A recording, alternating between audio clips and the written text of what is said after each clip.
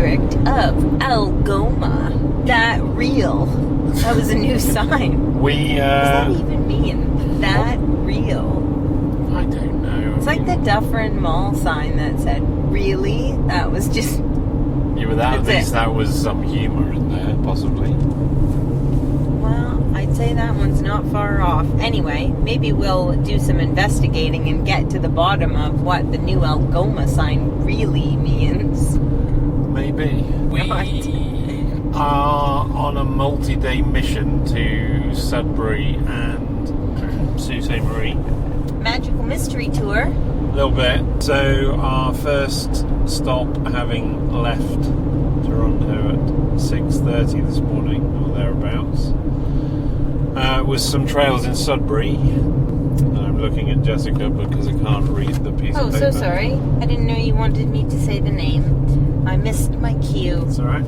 Snoozing on the job here, looking out the window at the pretty trees and rocks and another cone. We were at Lake Laurentian Conservation Area. Sorry, Jamie. Yeah, Lake Laurentian Conservation Area. First comment from me is when we were approaching it, I was watching the distance countdown, and I was thinking, like, that means that this trail system is 400 meters from the highway. That is not possible. Or if it is possible, it won't be any good, and it was 400 meters from the highway. It truly was. Like, there was the turnoff to start to go west towards Sault Ste. Marie, and it was, like, right there. Yeah. So that was the first little thing, is it's so easy to find. And we've ridden Walden trails before. I think so.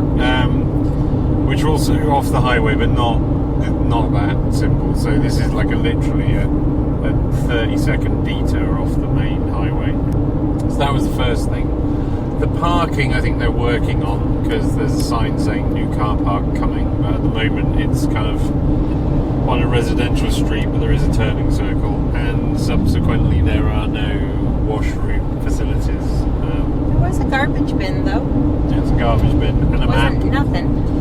And a little dispenser with trail maps in, which was quite useful. I think they even had dog cleanup bags, They did, too. dog poo bags. So they actually had a few things going for them. A few little treats. And the Conservation Authority also had a sign saying, in the early spring, don't ride on the trails if they're saturated, because it doesn't do them any good. So, and I don't know, worded in such a way that wasn't particularly offensive. So I have been looking at this place on and off for a while, and one of the things that I was curious about is it's relatively small geographical area, but like a lot of Sudbury is rock slabs and lots of them. And I was curious because there were quite a few short black runs, and I think it was an industrial area at some point, because there were some old derelict buildings.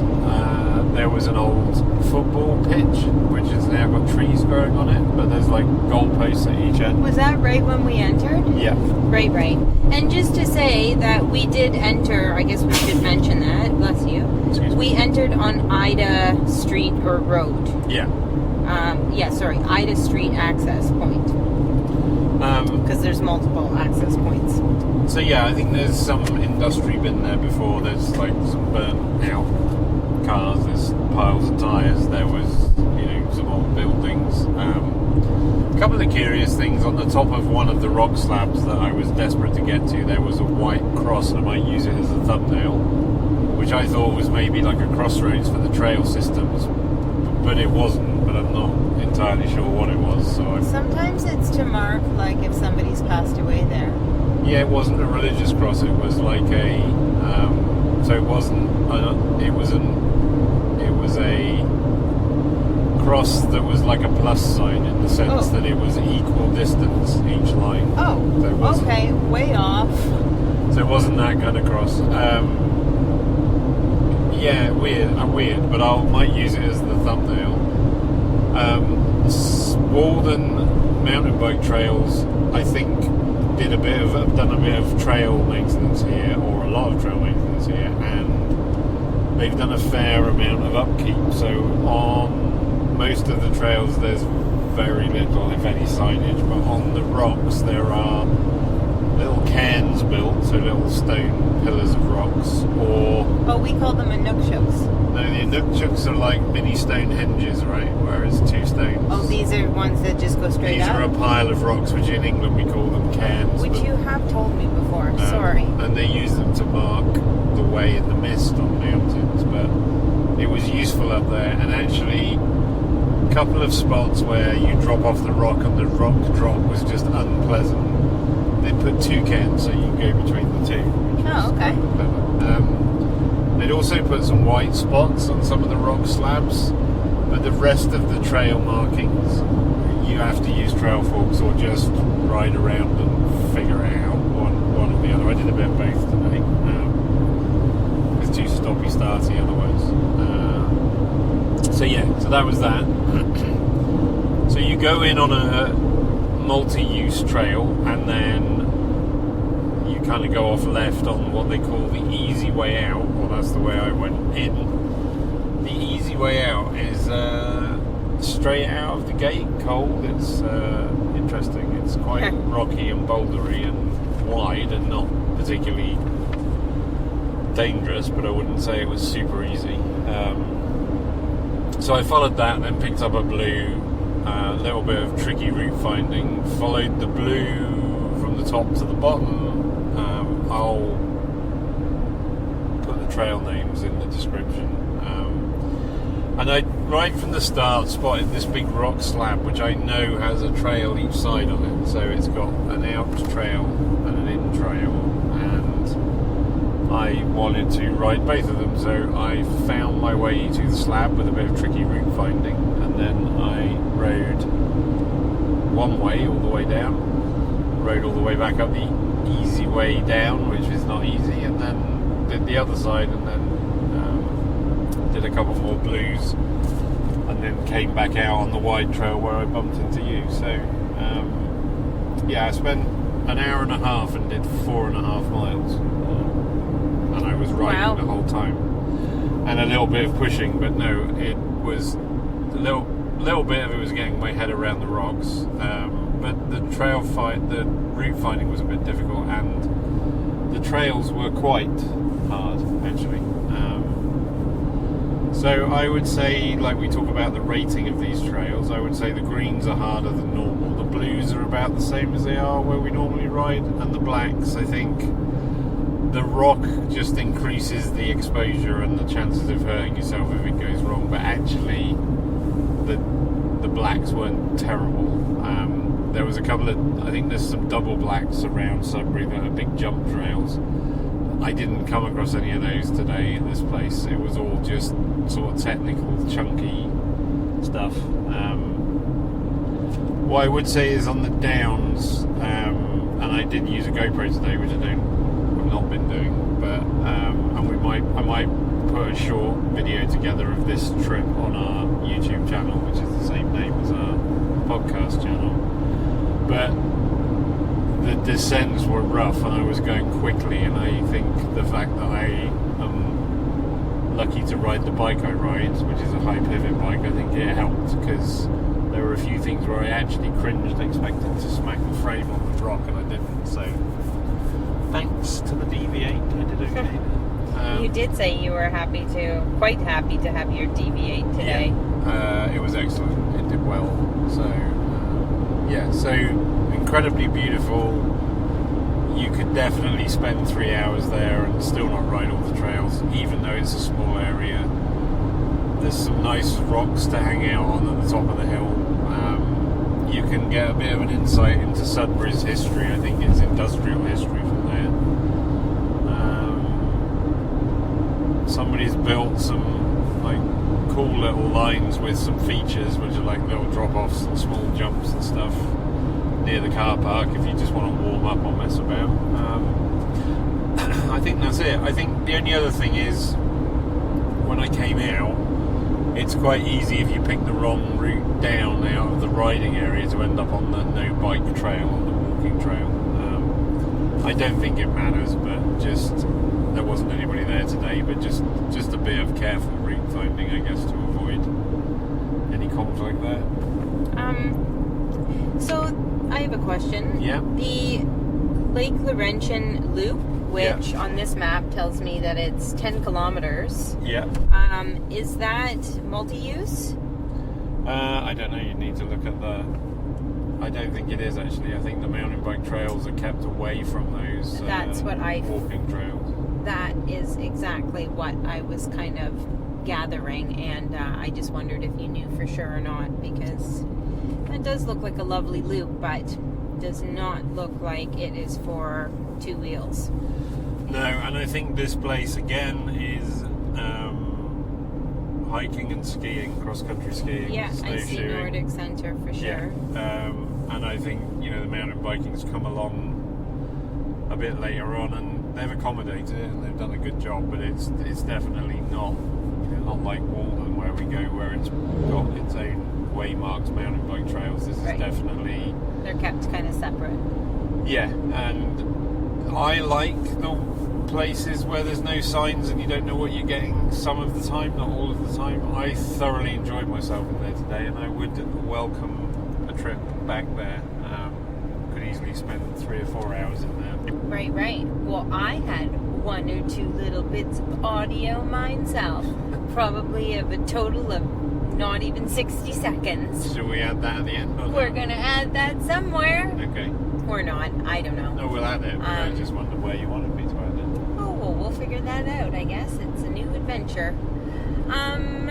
So I actually did set off on my mountain bike today. I'm very pleased that we took my mountain bike. It was a bit of a debate and a decision.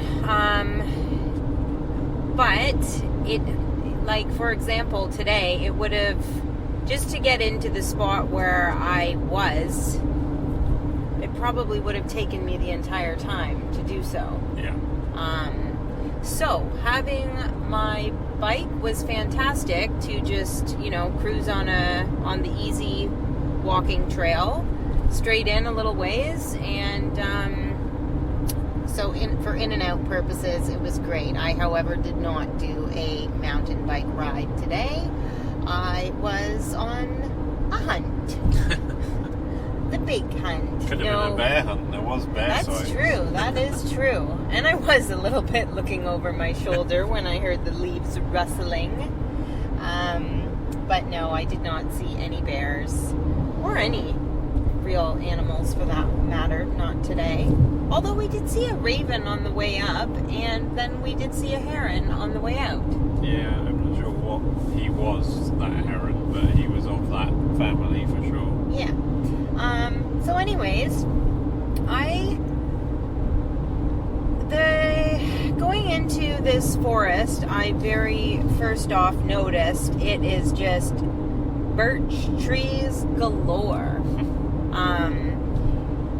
Yeah, holy smokes, young ones too. So what did I find? I found some birch boletes. There you go. Which you've been looking for, to be fair. Well, I'm on to a few other varieties of boletes that I would like to continue to find and continue to learn about, because there's many different kinds. We had found the scabers, the orange or red cap scaber stalks earlier this year, and I was actually just trying to look up, what is it called, those little flecks on the stem or the stipe, and one of the words is, I believe, they're scabers. So a few of the mushrooms I collected today do have some scabers on them, if I'm saying all this properly or correctly. But it does appear to me that I found a bit of a mix of varieties, so I definitely have some more investigating to do. I did a little bit of collecting of some young ones. I found the cutest little super young one that hasn't even kind of, how would you even say, he looks like a little stubby nub. Yeah, I don't know, it's not really puffed out yet. No. grown up, but not out yet.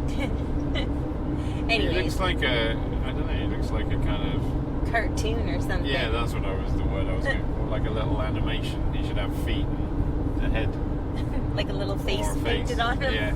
And sunglasses. And wander around like And a moustache. Yeah. And a beard. And a pair of Converse. Okay. So, Well, that's a whole nother project right there, but stock motion type. he would be excellent. So who else did I find today? I also found some red-gilled webcaps. I did not collect any of them.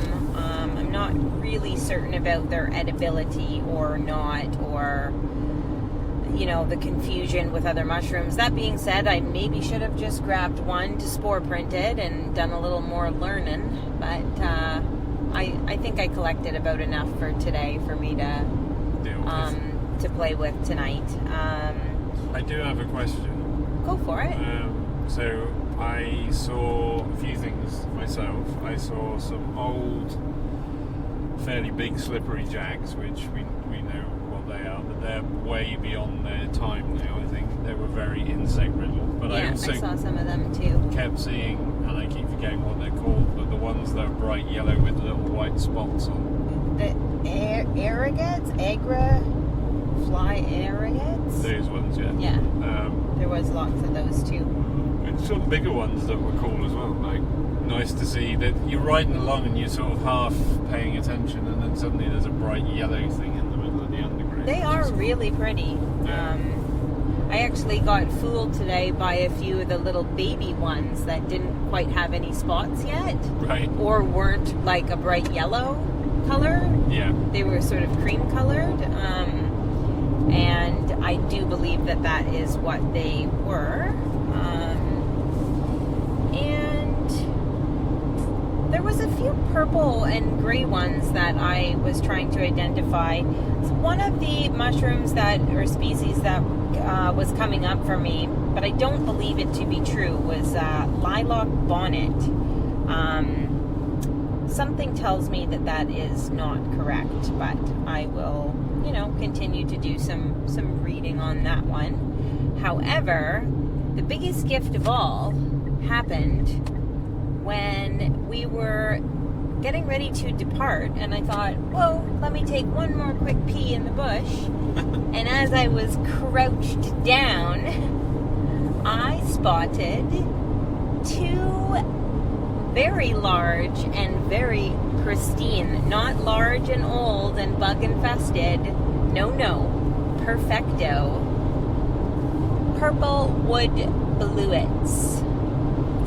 Yeah. And then I spotted a third. And they are beautiful looking things, aren't they? They really are. They In look fact, like mushrooms should look.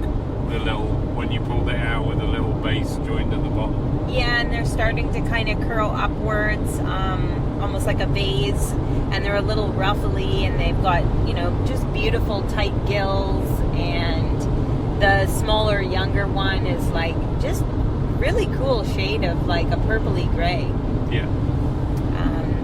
I think if anybody should take the place for the thumbnail, the showstopper is those babies. Yeah. But we shall see. I've used a lot of mushrooms as thumbnails over the last few episodes. Well, not these ones. True, but I feel like we might have to have a bicycle one in there. Yeah, fair enough. So that was pretty much the extent. I mean, I saw many more things. I think I saw the tail end of some old, huge, large, milky caps, and some other really sticky ones that I didn't even want to collect, or I just wanted to kind of focus on a manageable amount to look into tonight as we have some company, and not as I've also just blasted through approximately 80 pounds of chicken of the woods. Yeah. I'm okay with just taking a couple. Any other edibles you saw or There was- evidence of?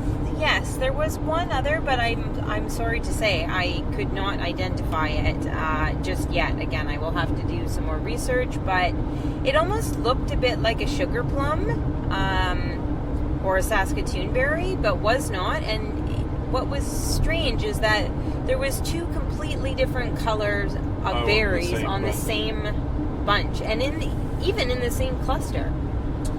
Yeah, I did notice those at the start. Yeah. I also did see a lot of blueberry plants on the rock, Tons. but no blueberries. Tons, yeah. I think they're done. I didn't expect to. They're so early up in Sudbury with that rock, I think. But guess who's going to have blueberry pie this weekend with those fresh blueberries that are now gone? Yeah, that's because somebody did a good job of collecting them. Yeah, shout out to Brother Nathan and shout out to Mummy dear Vicky, who's made a few pies. Yeah. Anything else on our episode? Well, I mean, I suppose we should also, well, we already did mention that we stopped at the old Poirier's convenience store for another cone, although a little disappointing today. Size was not up to your standard. No, it was not, but I think their wrist or hand was hurting, so...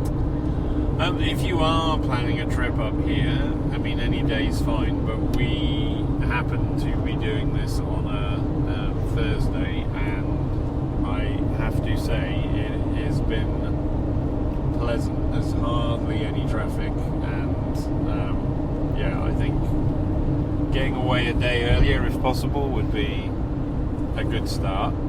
Also, I was thinking about this, if you had any camping facilities like rooftop tent or camper van or whatever, but I do think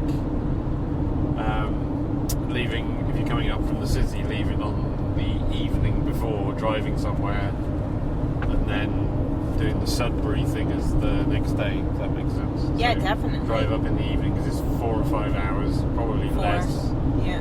if it's in the evening, and then especially if you've got a camping setup that's really easy, you could easily just stick that up and be ready to go in the morning. I think that would make it feel like a proper adventure, actually, if you did that. Definitely. And there's, once you get up here, too, there's plenty of crown land and True. spots, too, that you can park yourself or situate yourself. Okay, anything else to add? Not for the minute. I will try to report back on some of my mushroom findings, because I know I was a bit vague today, but I'm learning. And we'll also add Jessica's audio in now.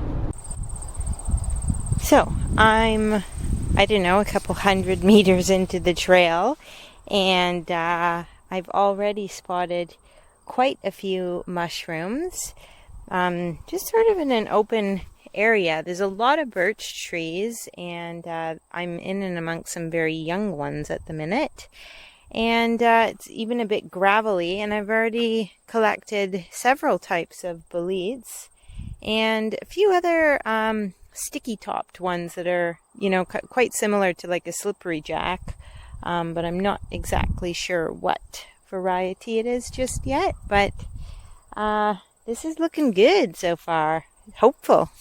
Let's see what else I find. And as often the way it goes, I find a couple straight out of the gates and then nothing for a little while. However, I did just come down another path, and it is the land of mushrooms. There are so many different kinds of things ending and new ones starting. I think I'm seeing some old milk caps that look like they're on their way out, and maybe some wood bluets I just collected. I'm not sure just yet, but seems there are a lot of birch and therefore a lot of boletes, so I'm gonna carry on here. Well, we'll see. It's probably not that great, but who knows? I don't remember what I said. The editor will decide. Precisely. So we are just approaching the old Blind River, and we're gonna stop for a I think, coffee and pee break before our last push to the Sioux. And fun fact, this is where the town of Blind River is where Jamie and I spent our little mini honeymoon night the night that we got married. It's fair to say there isn't a lot happening in the middle of December in Blind River, but it was quite a little magical night away. It was. So, Blind River will forever be connected to us. So, nothing else to say, so you just need to Get lost. We are.